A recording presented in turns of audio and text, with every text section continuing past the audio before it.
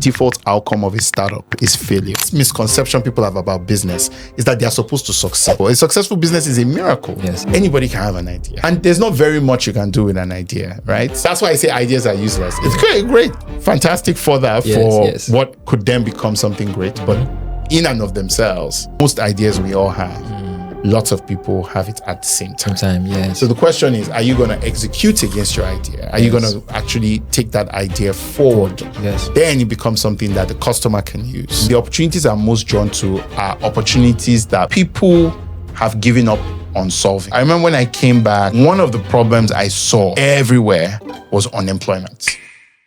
When somebody decides to live with a problem, they've made a decision that the outcome is more important to them than their comfort. Yes.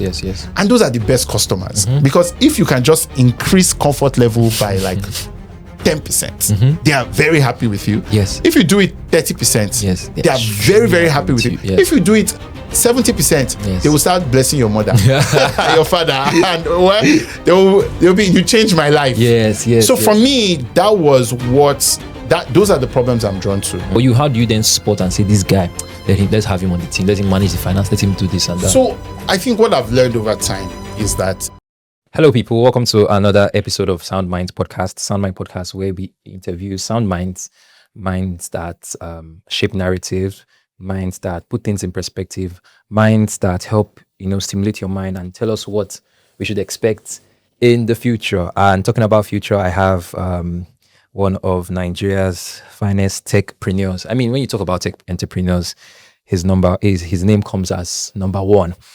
He has built two of the unicorn companies in Nigeria and Africa that have made about $1 billion. That is a big feat. And he's here with me today, Mr. Iyinoluwa Aboyeji. How are you, sir? Thank you very much, Tolu. I'm very well. Thank you so much for coming. I'm very excited. To have you with me today. And, I'll say the story at the end, how we got to meet and how this relationship has formed. But I just want to get right in because your story is very unique. You came from a very humbling background. I read that your grandfather was a butcher. Yeah, Baba. Yes, and then your father is a pastor. He worked at Cerelac at some point, and all of that. So I want to just know what was your growing up in terms of what were the things you saw that shaped your perspective to possibilities and knowing that things can be achieved at a higher scale. Yeah, I had the benefit of watching my parents grow. Yes. Which I think is a rare privilege. And my parents were extraordinarily open about where we were, who we were, and how we were, how we had to be. So I remember when I was very young, one of my earliest memories was that at the time I was eating Cerelac, and my father would have to go and get that Cerelac on credit. Yes. And I also remember my father driving kabukabu. Wow. Yeah, he would put me in the front seat and he would drive passengers around. People were much more good-natured. I think now you wouldn't get an Uber driver to do that. Yes. So I have memories, and I knew when my father eventually got his first breakthrough with now Merchant Bank. I remember when he moved from there to working for Shell, was a foundational staff at Shell Trustees. Before then, we went to Warri. I think we went to Warri when I was about 9, 10. Okay. My parents, just right about September 11, 2001, my parents started working. My dad started working in the oil industry. Wow. There, and then I was shortly to Lagos at first, and over time we moved there with him. He was a community relations officer. That was the only way he could get a promotion. And then he was serving in the church. At the time, they needed somebody to go and serve in the church in Warri under the late Olu of Warri. Oh, wow. At Tuwashi III. So I grew up watching my parents go from leaps and bounds. So I understand, it helped me understand how wealth and fortune actually is formed and how God can lift somebody. And for me, the elemental things that really formed the way, what I took from my own life, was, for one, it was power of giving. I don't remember many nights in my childhood where I slept on my bed by myself. And it was, you would have the most random people and things just happen, right? You just have somebody come and, okay, this person needs this person, and so for me, I saw my dad give when there was nothing to give. The second thing was the power of faith. Oh, wow. Right, the power of the word of faith. My father actually he came from the faith liberation movement with Bishop Oyedepo. Okay. And before I was born, of course. So he spent time with them, and he was very much into word of faith movement. Then moved to Foursquare. Right, and obviously kept his roots as a word of faith minister. But I saw my father speak life into things that everybody assumed were dead, and I watched how faith got him from one level of breakthrough to the other. So for me, I always say that the only gift I really have, I'm not very talented, but the gift I have is the gift of faith. I've watched impossible things happen too many times in my life for me not to believe. So when somebody says something and they see impossibilities, I'm just like, do you know what God can do? And so that was the second thing. And I would say the third thing is just, I really had the privilege of watching my father stand up for justice and righteousness in ways that anyone else would have considered risky. And one of my earliest memories as well was I was just maybe a little bit over 7. My father had stood up against, at the time, Abacha. It was Abacha. Oh, wow. So stood up against a fraud within the Shell trustees. And at that time, there was a lot of rife abuse of power and all that. Yes. And I watched them come take my dad, and he refused to budge. Wow.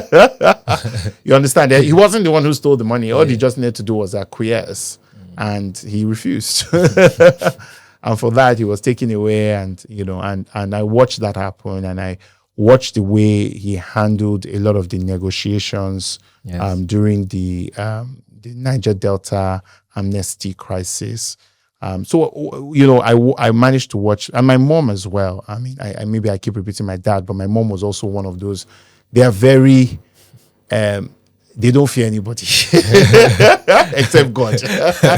So I think I took some of that. It's just very difficult for me to cower, because it's just hard, when you know where you come from, and you just like, you have to Aboyeji won't do this now. So what's the matter? And also, they were always willing to walk away from anything that didn't match their standard and their values, right? They were not strife people. If somebody annoyed them, I'll just say, you know what?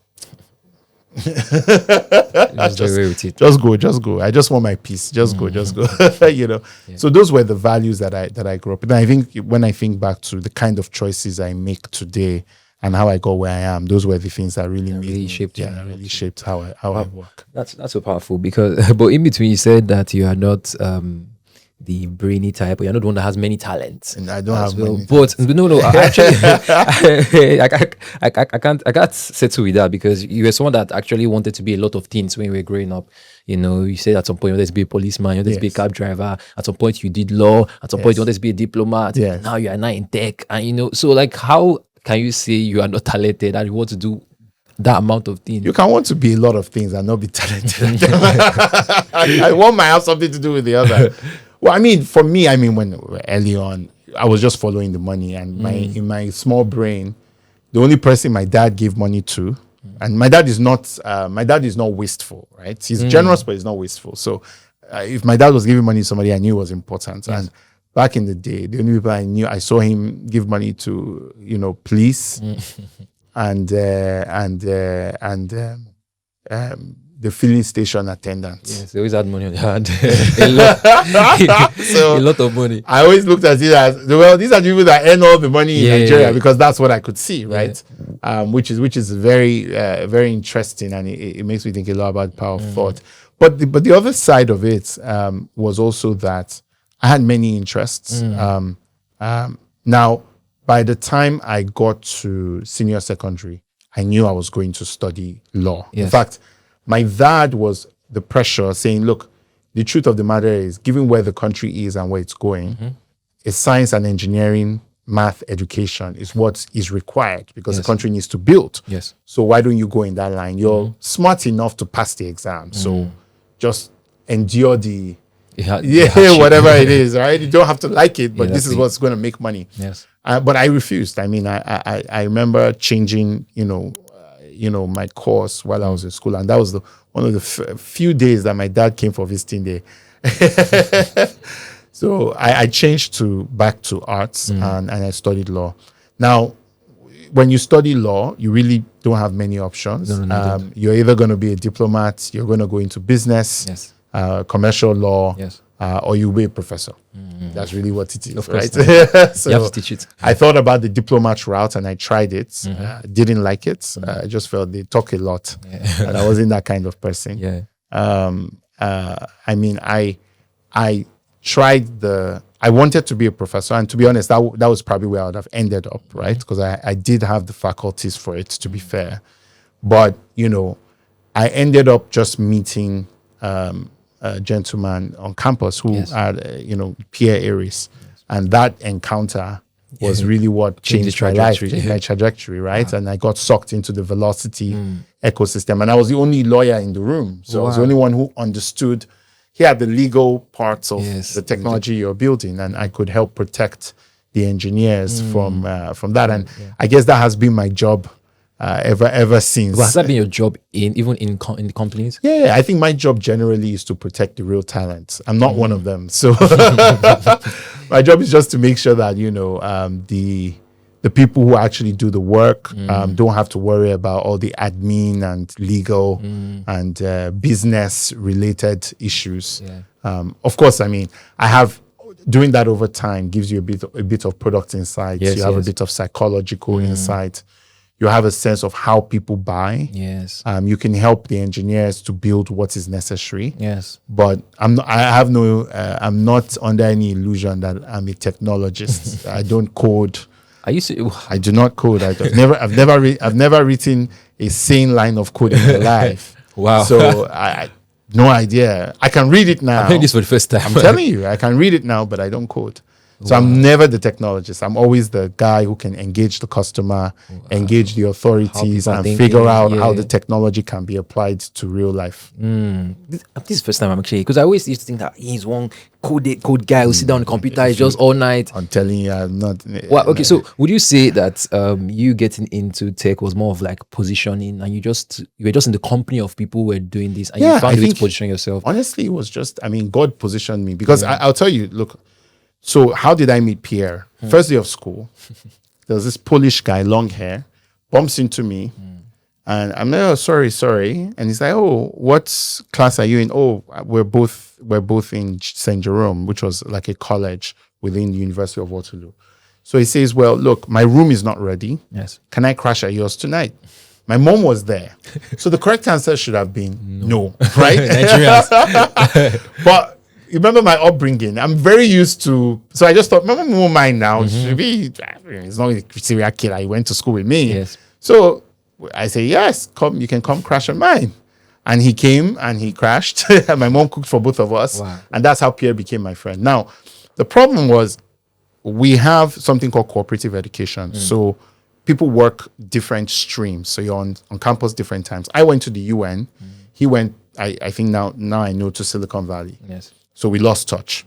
One day, I was running the school newspaper. We jam in the student courtyard where we eat. I was like, Pierre, where have you been? He's like, I went to Silicon Valley. I went to work for I said, this Silicon Valley thing. I didn't know it was people at my age, like people like you that build all this stuff. So he started telling me about it. I got very enamored.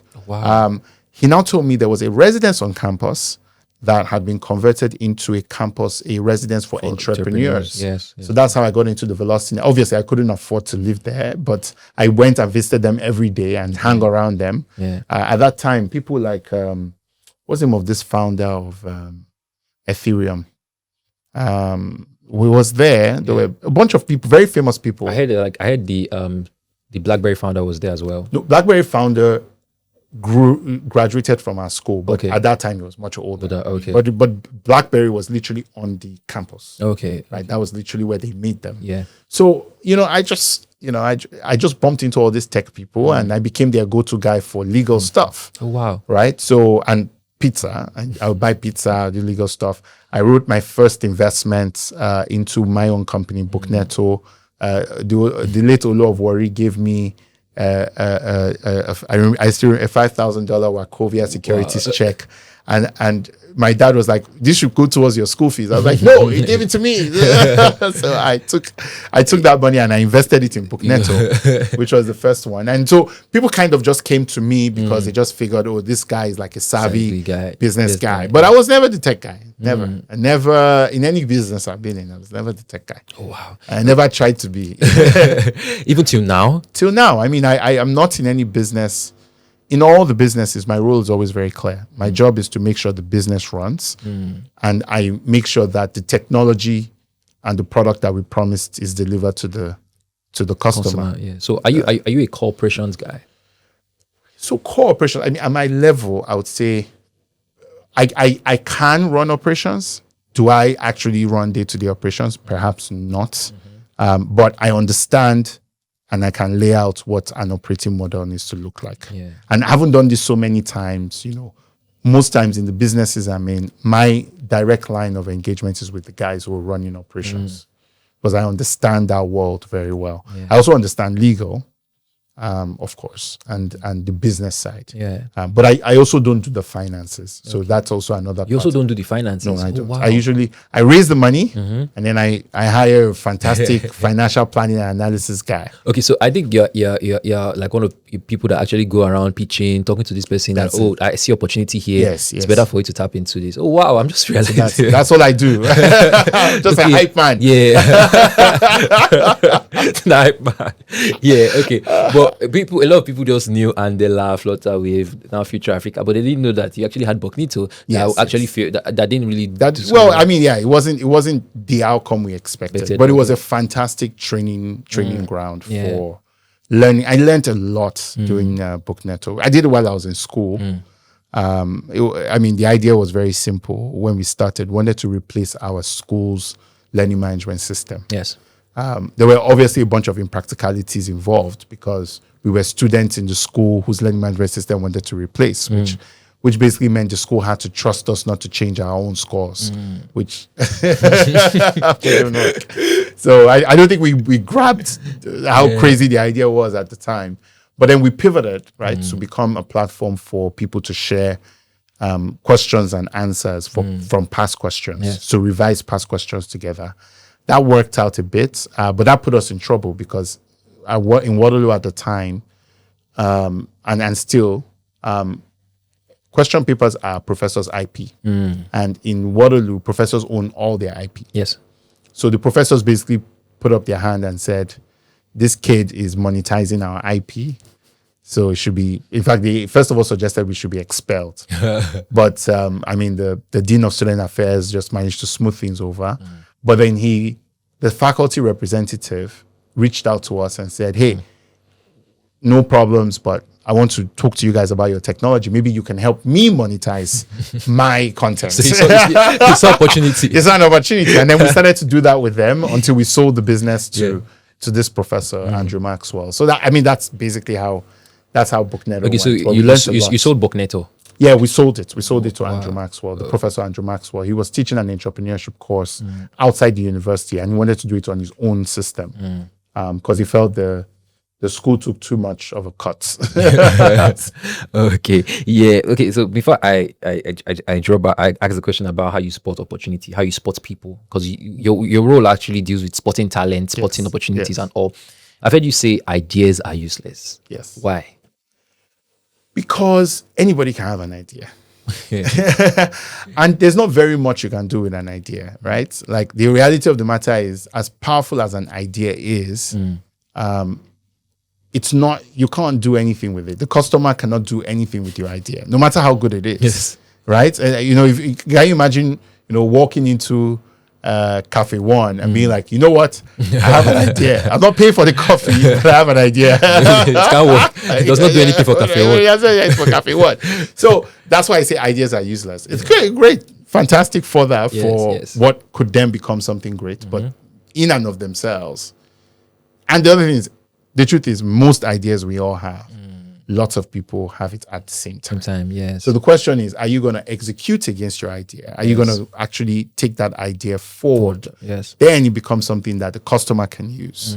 But if it just remains an idea, and then the other thing is that, I always say one of the misconceptions about building a business, particularly in Nigeria, is that the default outcome is success.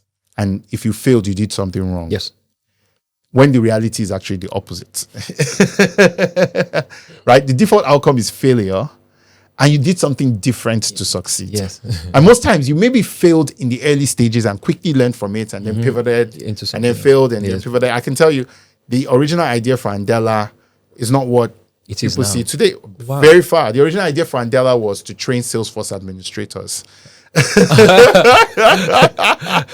And it doesn't look like it's something that we even consider today. You know what I mean? So an idea is really formless. It doesn't mean anything. So when it engages the market, then you now starts to this is where we tweak it, this is where we shift. Okay, that's exactly it. So idea is like a clay. It assumes a form you want it to assume if you put in action. Well, if you think about it as you want it to assume, I think that's also a mistake people make. It assumes the form of utility. For example, if you want to make a cup, it doesn't matter what you want the cup to be. The cup has to have a handle, has to be able to carry water, and then it's useful. If you create like a scrumped up piece of paper and you say, this is a cup, everybody's just going to look at you and be like, okay, thank you very much. But I can't use the cup for anything. Or if you just put a small mound inside and just be like, oh, it's a cup. Can't you see you can put small water inside? Like, well, yeah, okay, nice cup for you.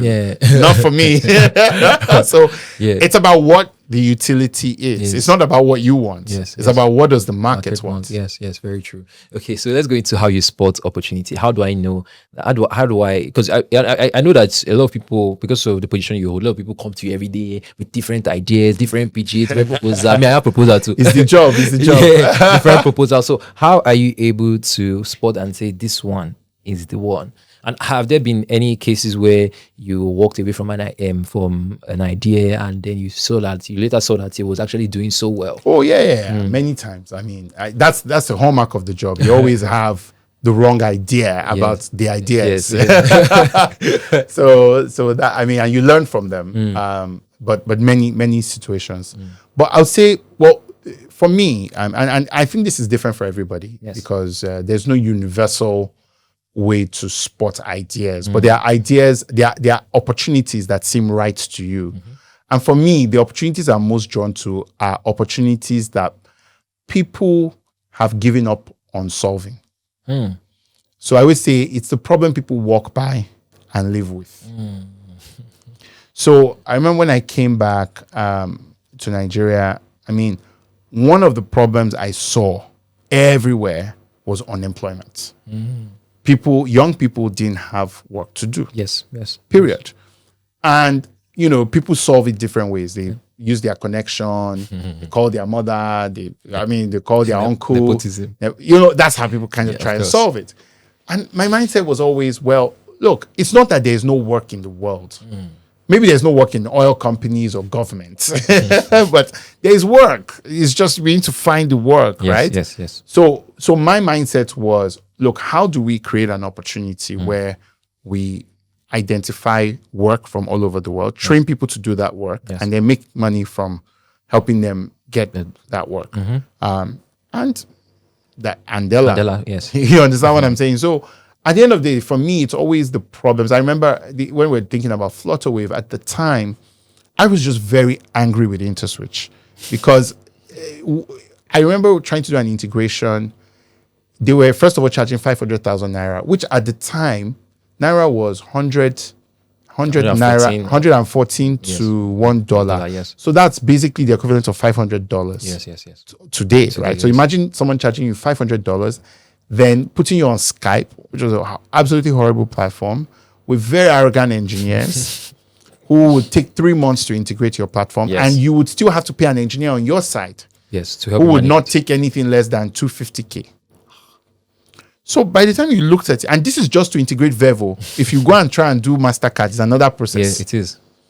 So I just looked at, I was just annoyed with the process. And I just said, no, there has to be A way. a better way. Right? And that was Flutterwave, right? That was the first in the first way. So for me, I just take the problems that people live with. Because I find that, you see, when somebody decides to live with a problem, they've made a decision that the outcome is more important to them than their comfort. Yes.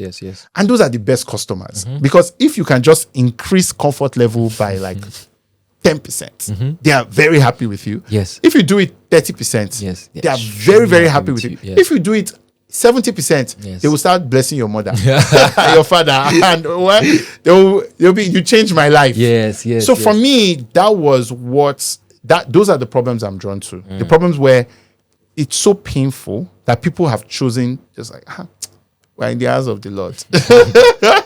We thank God. Let's even thank God that we can integrate. Let's thank God that we have one uncle somewhere we can call that will put our CV inside the job. Yes. But we all know that that's not how it is elsewhere in the world. No. You have the skill, you get the job. Yes. You don't have to know anybody At all. And so for me, designing businesses around those types of pain points became my own litmus test for opportunity.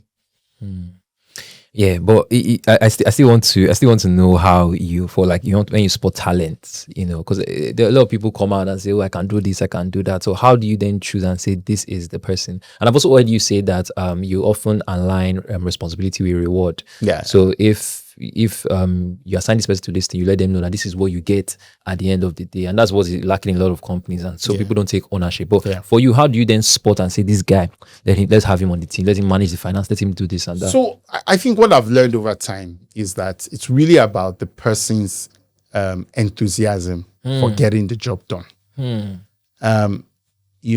Many people who claim to be knowledge. So when I see people not do something, Yes. Over time, it's one of two things. They either know what to do and are not interested, or they don't know what to do. Right?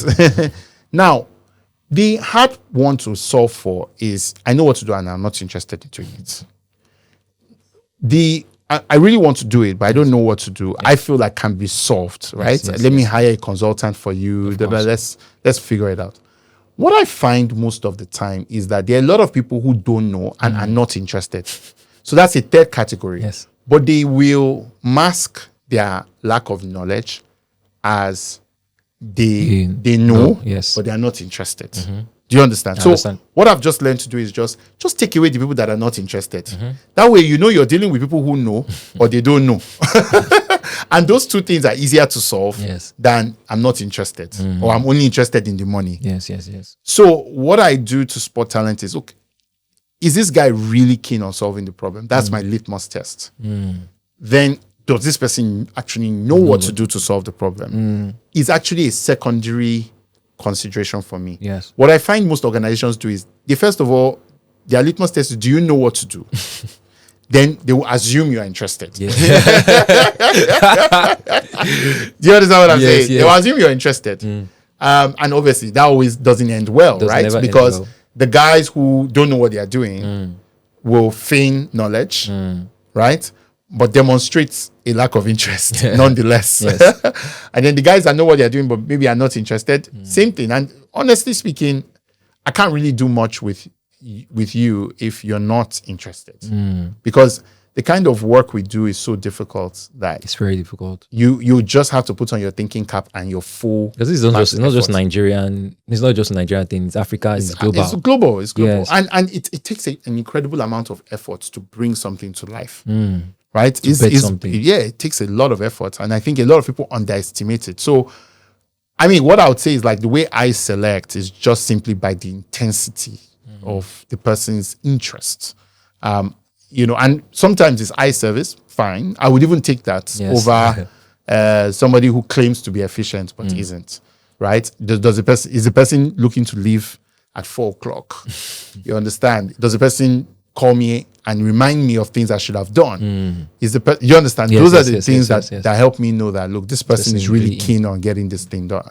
And once I have somebody react that way, I'm obliged to engage them. Wow. Okay. Yes, that's so powerful. Okay, but so let me take the last one in terms of a lot of people are doing. I don't know if you have you watched Lions Den? I don't really You don't watch it, television okay. like that. You know, it's been Okay, a while. but it's a platform where a couple of people come to pitch to see. Yeah, I think I've seen like the Art. the B-roll. Yeah, I the mean, well, not the B-rolls. B-roll, sorry, the trailer. The trailer. I've seen the trailer. Okay, so a couple of CEOs are there. Paul Onuebe, the CEO of Landmark, a couple of other people are there. So, people come to pitch their ideas and all of that. How do young startups pitch to investors in today's world? Because it's evolving now. There are things are changing. There are different things investors are looking out for, and it's not the way it was when you started in the Andela or Flutterwave. Yes. Yeah. And funding is really a problem for a lot of startups because there are a lot of startups now. Just a lot. Yes. Yes. Okay. Well, so I mean, first of all, I'll say you're right that.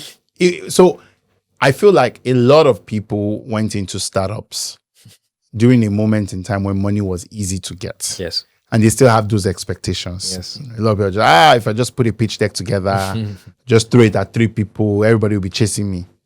And it's a bit of it's unfortunate that that's no longer the world we live in. And that was not the world I also built in. Yes. So I prefer to focus on what's timeless about building a business or investor. And the first rule of pitching an investor is you have to have a business. I mean, people actually forget that, right? People send pitch decks, and I ask a very simple question every time I talk to somebody: have you launched? And once the answer is no, there's almost nothing you can do. There's nothing I can do, right? There's nothing to evaluate the guy with. Yes. Now, does that mean that people don't get funded pre-launch? Perhaps. But best believe those people have done enough in their lives to justify that trust whoever is putting in them, or they are co-building that business with the investor. Do you understand? In the sense that the investor is actually part of the building process. But if you're expecting a third party to give you money and you haven't launched, you must really think the person is a mugu. That person must be a real maga. It must be somebody who does, just want to pick. Just wants to pick, right? So that's number one. Number two, traction beats everything else, right? Like, it's a no-brainer if I show up and I tell you, look, we're building XYZ, and this is what we've done so far in such a very short period of time, and we're going to do more. Immediately, my brain goes from, this guy needs me, to I need this guy. So I always find it funny when founders haven't hit that traction spot and they want to put themselves out there, because what it does is it forms an impression in the investor's mind that, and the way you show up is really important. Once you create that impression that you're not ready, that impression lingers longer than you realize in the investor's mind. Yes. Right? When you're ready, they may not even see you anymore. They're just like, but the guy had 100 users. You understand what I'm saying? The guy was making 10 naira, So sometimes it's just better for you to just do it. The third thing that I look out for, and this is maybe unique to me. Yes. When I'm investing, the most important thing I'm looking for in the founder I'm investing in, not in the business, but in the founder, is an undeniable passion for the customer that translates to insights about how the customer can be better served. Wow. So when I see people, they're like, well, we just want to make money, or, fintech. And I'm like, okay, guy, have you actually gone and sat down with the unbanked? Do you understand how their lives work? Yeah. So that when I see a founder who is very passionate about their customer, and that passion translates to insights, that's unique insights, I know this guy is the guy. Because this guy was called to serve these customers. This guy understands them well. He can predict their next move. He can predict their psychology. So that's what gets me intrigued and interested in a founder. But a lot of people who, they come to me, they pitch something that, honestly speaking, ChatGPT could probably pitch better.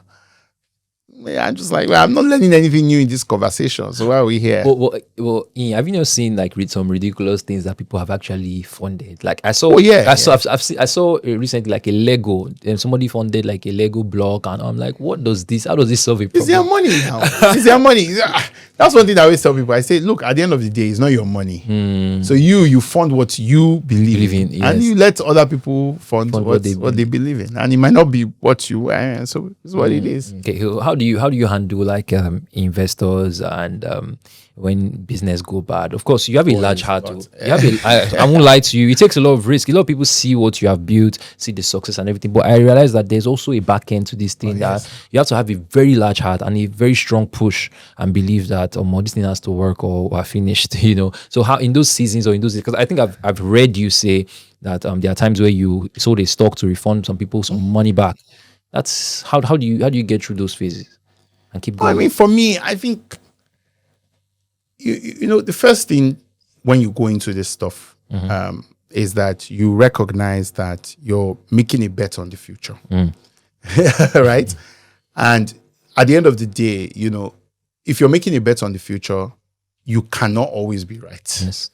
So I always go in with this mindset that, look, what's my worst case scenario? I can't lose more than my money I put in. I really can't. I mean, if I put in $1 million into your business and you squander everything, that's my loss is limited to the $1 million. I can't lose more than that. Yes. On the other hand, if it succeeds, right, and I've seen this happen enough times, that 1 million can become 10 million. So I've never really registered a loss as more than what it just is. Yes. It's always better to bet on the upside than to fear the downside. So that's my permanent logic. And so it keeps me from bothering. But the other side of it is, I think because I understand that the default outcome of a startup is failure. That's the default. The default outcome is actually failure. The biggest misconception people have about business is that they are supposed to succeed. That's what they always believe. That it's wrong. I mean, there's no other world where a field where there is 97% failure rate, you believe you are the special 3%. Yes. Do you understand what I'm saying? Business is a miracle. A successful business is a miracle. Yes. So when you have that mindset, you're like, well, that was what was supposed to happen. So you've come to terms with it. It's like you're testing a car, right? The car crashes, right? And you start asking questions. It's like you're crash testing a car. I mean, the whole point of the crash testing was that the car will crash. Yes. So once that's your mindset, just and then what you try to do is now, okay, how do you design ways to protect your investors from it? And I think that's where venture capital hasn't done a great job, because venture capital came in its traditional sense, came from cultures where this reality is widely acknowledged and allocation follows that model. Yes. So the people you're competing with are allocating 2% of their net asset value to venture. Yes. Recognizing that 2% can come back as 20% or zero. Yes. In that and they're fine with it because it's 2%. Yes. Meanwhile, you we have a gambling mindset. You put 100% of your money in one company. You understand? Yeah. So we need to build products that protect our investors. Yes. The other side of it is also they can afford to invest in Lego, because for them it's play money, right? Okay, I'm gonna put $300,000 in Lego. That's just one person's salary for a year, whatever, But you have real problems. you have real problems. You have unemployment, you have power, so you can't afford to bet on useless things. You need to focus on the problems that you actually have. Yes. And I think that's where a lot of our people really got it wrong. Betting on Silicon Valley's problems instead of our own problems. Who is solving insecurity? who is solving food. These are the real problems Nigerians have. Yes. And if you see those that managed to crack those problems are doing very well. Yes. And those who are still trying to solve for Silicon Valley are struggling. Right? Yes. Because people's problems are people need food, they need a job, Yes. they need security, healthcare. they need healthcare. Yes. These are their real problems. If you can solve those real problems, let's go. You'll build a business. Yes. So it's really about building technology that helps to solve those real problems. That's the reality. Wow, that's so powerful. Okay, so as we begin to wind up, you've been in rooms with senior men, billionaires, senior colleagues, and all. What do you think is that defining factor amongst these people? Like, what do you think is responsible for many of their successes and the long-term successes over time? In terms of, so a lot of people now, once they start something and it fails, some of them just want to give up. They don't want to. But I've seen these people, I'm talking about them Eleganza, all those guys, over time, they just kept pushing. Even when their company was dipping, they still kept pushing, they still kept moving. So what do you think is responsible for those? Well, I always say that, especially in a place like Nigeria, where people are very quick to attribute failure to personal failings, as opposed to as a part of the process of life. Yes. And when somebody fails, the business fails, everybody's like, the guy stole the money. So Nigeria is a country of 240 million people. The largest employer of labor in this country is government, naturally. Maybe 5 million people if you count local, states, everybody. After government, the next largest are religious organizations. The Catholic Church, Redeemed Christian Church of God, Winners Chapel. It's only after them you have Dangote. Wow. So you have to have the gift of faith. And by the way, all these guys we're talking about were not significant employers just 30 years ago. Just 30 years ago. Yes. They were not. So you have to have the gift of faith. You just have to. Right? You just have to. Yeah. So what troubles me about the average young Nigerian and the difference between the average young Nigerian and I think these men is the average young Nigerian is looking at what is not possible. Okay. And they are blaming government for it. Yes. And I always disagree with them. I do not stand that. The people who succeed here look at what is not possible and believe it is their responsibility, born right to make it possible. That this is what they are born to do. They are here to make it possible. Otherwise, why would one man decide I'm going to build the world's largest refinery in Nigeria? He's conceived that idea alone and said, I'm doing it. Do you understand what I'm saying? Yeah. So you have to have the gift of faith. So the problem I think we have in this country is just, a lot of people just sow fear and doubt into their minds without recognizing that nations are built. It's not even a moral thing. It's just a reality of the way the world works. Wow. Yeah. So if I hear you clearly, you're saying that Nigeria is a healthy ecosystem to thrive. It doesn't matter. That's what I'm saying. It doesn't matter whether it's healthy or not. We bring our ecosystem with us. When we started in tech, 2013, was it an healthy ecosystem? It was not. We created the healthy ecosystem ourselves. So I don't care what the ecosystem, when people say, we need government to create an enabling environment, I say, look, I don't care what environment government creates. I will make it enabling. How? It will enable me, because if it doesn't enable me, there will be problems. Yes. So that's the mindset that the most powerful people in this country walk into every problem with. They believe they own the country. Yes. And they act like it. And whether or not they do. Do you understand what I'm saying? Meanwhile, the average person, just takes what they are given.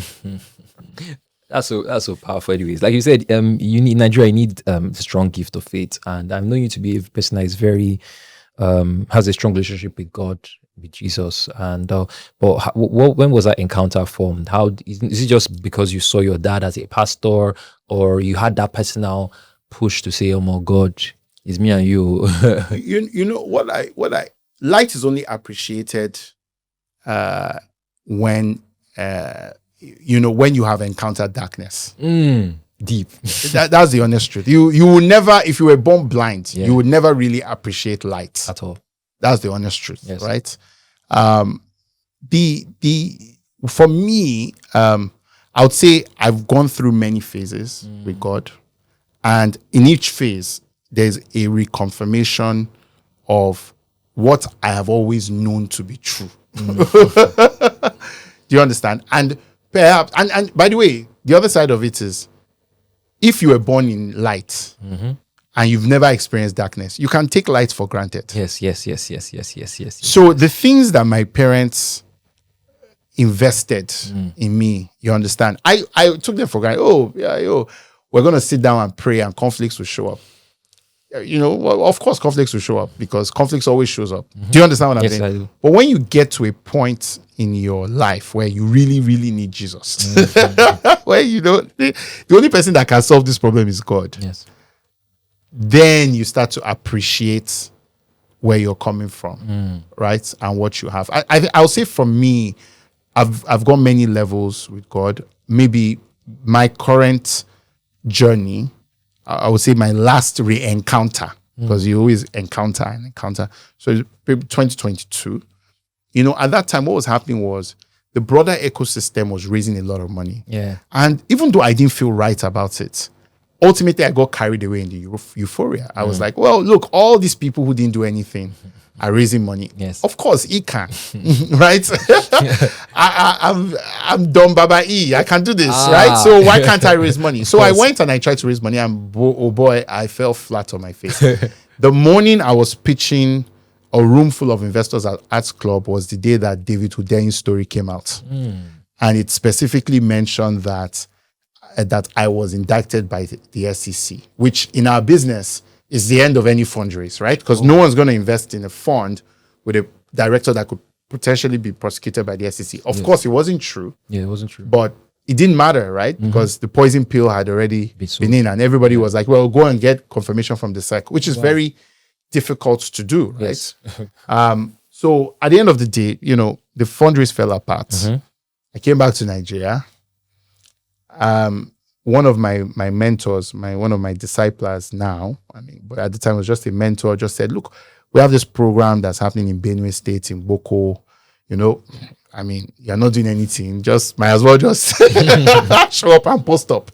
So I showed up and I spent 10 days in Boko for this program. And honestly, that was just the beginning of a different level for me. Boko, it's 10 days in Boko. Yeah. What are you doing? Is it prayer? Well, it's part of a program called Leadership Development for the Young. So it was not just, it was prayer, of course, but it was it's by Brainy Akoni. Oh, yes. So it's very selective program. And what the program does is just, Brainy Akoni is very well known for something for like his style of millet, ministers and leadership retreat training. Yeah. So it's basically like a compressed millet over 2 years, but compressed into those 10 days. Wow. But it was an amazing program. It was the first time, a lot of what you hear when you're growing up, conceptually. Yes. But you don't really know for real.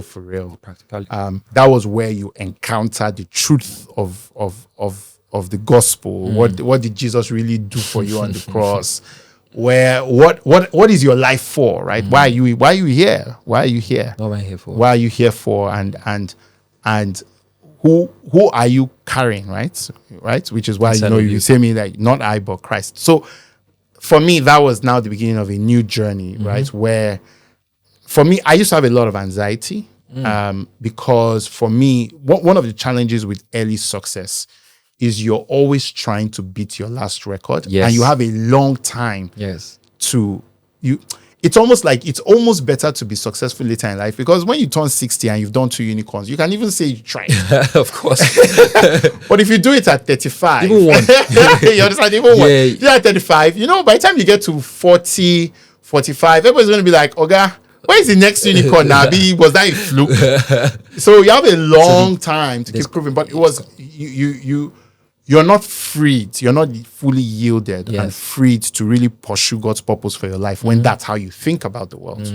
So it takes a renewing of your mind for you to be like, no, look, it's not about unicorns. It's about how does God want to use me Yes, to do his work. to do his work? And And if then if it's unicorns, it's unicorns. If it's not unicorns, it's okay, you know. And that's when you're now finally free from the burden of expectations, right? From people, yes, From people. yes. Well, that's so powerful. That spoke to me as well. Yeah, that's a word for me. Yes. So but I know I prepared this question when I was thinking in the shower. I was like, why do you walk away from companies that you build? Like Andela, I know of course you will probably have like maybe shares and one or two things there. I vest But like, and all that. why don't you just hold on to it and say, I'm the owner? Well, there are three reasons, right? So the first thing is, from day one, like I told you, I'm not the talent, right? I'm just the manager. Yeah. So in every business, there is the talent. And my job, maybe at least until Future Africa, where I am actually the talent,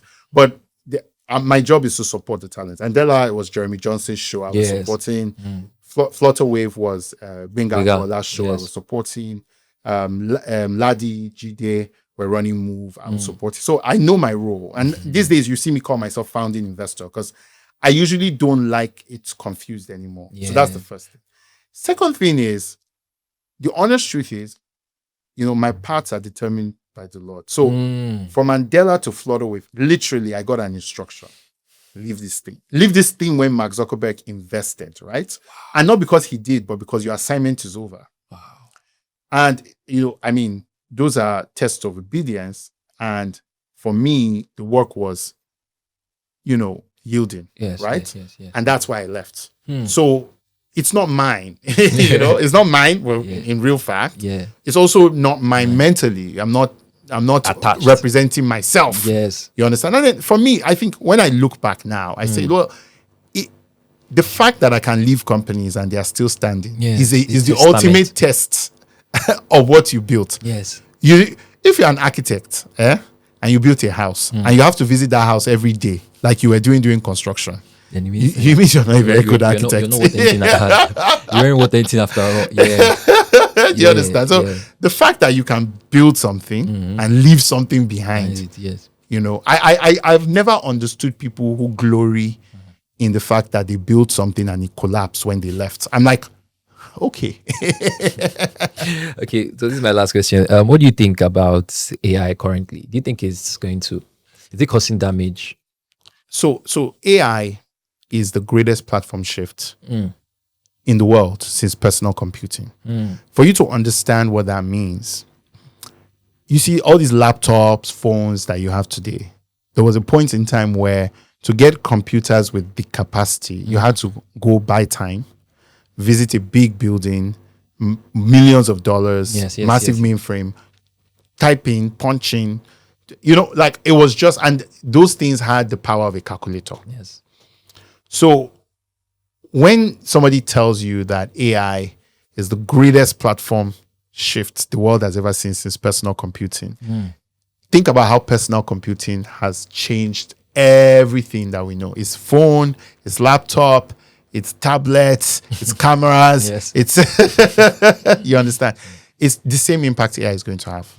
Now, you can choose to look at it as a good thing or a bad thing. I'm sure all the typewriters thought that computers were a bad thing, but we don't think so. So I prefer to think about it from the perspective that, look, this could be a good thing. There are new skills to learn. There are new things to learn. That's why we started Learn to Earn, because we felt there was a need to equip an entire workforce for this new platform called artificial intelligence.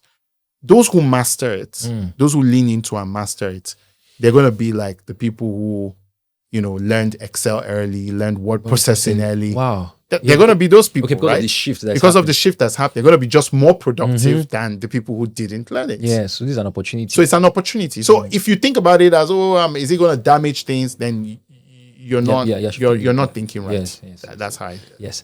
Uncle Egbon E, thank you so much. I'm very, very grateful. Thank you for coming. I met you at church. I saw your zeal throughout Wolfbeck, because I'm a political officer at Wolfbeck, and I saw how you sat through the word consistently, and I just cited you. I was like, that is IYIN Aboyeji. No, one break is where we all go for water. Yes, yes, to go and drink. And I'm happy for how the relationship formed up until now. And thank you so much, No, sir. my God brother, bless you. You anytime. inspire us all the time. God bless you, sir. Thank you.